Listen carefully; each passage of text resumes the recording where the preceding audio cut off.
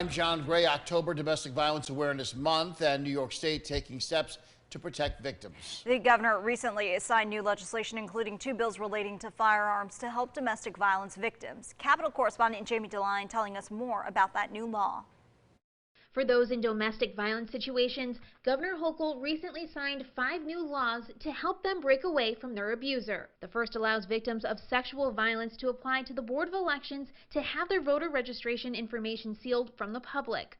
One more way that an abuser can track down the location of someone and very easily show up there. Another bill allows victims to get out of paying joint utility bills if they flee their home. That is an issue that comes up with many of our survivors, that they were on the same utility bill as the person who's causing them harm, their abuser. I use those terms interchangeably.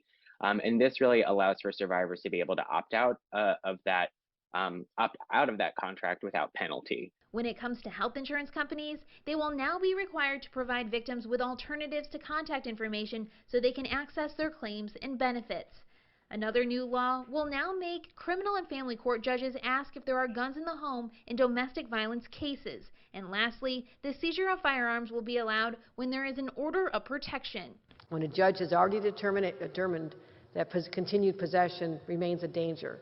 And this will apply when a defendant willfully disobeys a previous order to surrender the firearm. While some of these laws take effect immediately, others will go into effect early next year. In Albany, I'm Jamie DeLine.